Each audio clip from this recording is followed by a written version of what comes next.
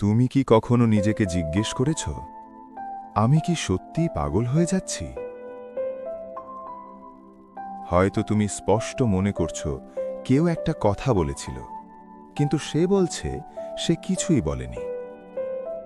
তুমি ভাবছ, আমার কি স্মৃতিশক্তি নষ্ট হয়ে গেছে?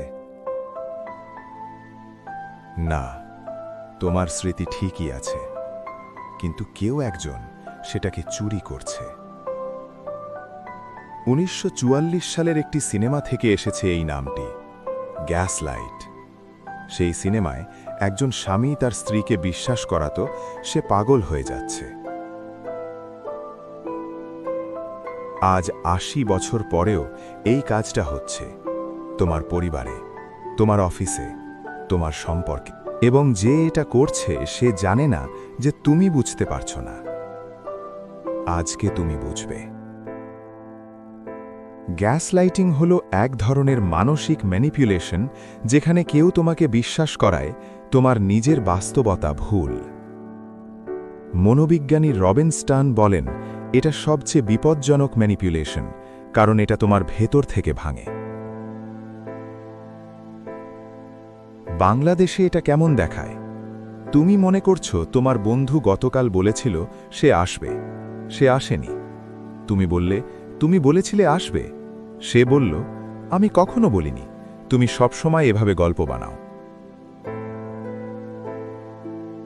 তুমি চুপ হয়ে গেলে। এটাই গ্যাসলাইটিং। এখন একটু থামো। বাংলাদেশে গ্যাসলাইটিং সবচেয়ে বেশি হয় ৩টি জায়গায়। প্রথমত, পরিবারে।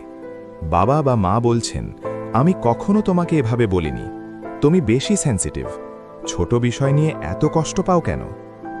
তুমি নিজেকে দোষ দিতে শুরু করো। দ্বিতীয়ত, সম্পর্কে।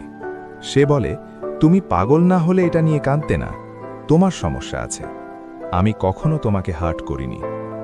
তুমি ভাবো হয়তো সত্যিই আমার সমস্যা। তৃতীয়ত, অফিসে। বস বলেন, আমি তো মিটিংয়ে এটা বলিনি, তুমি ঠিকমতো শোনোনি, তোমার মেমোরিতে প্রবলেম আছে। চিনতে পারছো? গ্যাসলাইটিং চেনার 4টি লক্ষণ আছে। ১. তুমি সব সময় নিজেকে দোষ দাও। ২. তুমি সব সময় সন্দেহ করো, আমি কি ঠিক বললাম, আমি কি ঠিক বুঝলাম। ৩. সেই মানুষটার সামনে গেলে তুমি হাঁপিয়ে ওঠো, কথা বলতে ভয় লাগে। ৪. তুমি ধীরে ধীরে বিশ্বাস হারাচ্ছ নিজের ওপর।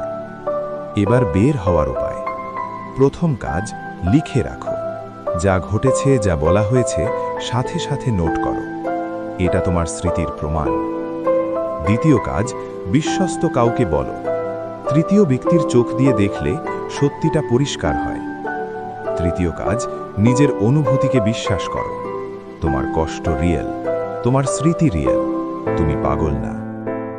গ্যাসলাইটিংয়ের সবচেয়ে ভয়ঙ্কর দিক হলো এটা ধীরে ধীরে হয়, এতটাই ধীরে যে তুমি বুঝতেই পারো না, কিন্তু আজ থেকে তুমি জানো। যখন কেউ বলবে তুমি বেশি ভাবছো, এটা তোমার মাথার সমস্যা, আমি কখনো এটা বলিনি, তখন থামো। নিজেকে জিজ্ঞেস করো, আমি কি সত্যিই ভুল, নাকি কেউ আমাকে ভুল ভাবাচ্ছে? সেই একটা প্রশ্নই তোমাকে বাঁচাতে পারে। সেই পর্যন্ত নিজেকে চিনতে শেখো, নিজেকে বিশ্বাস করো।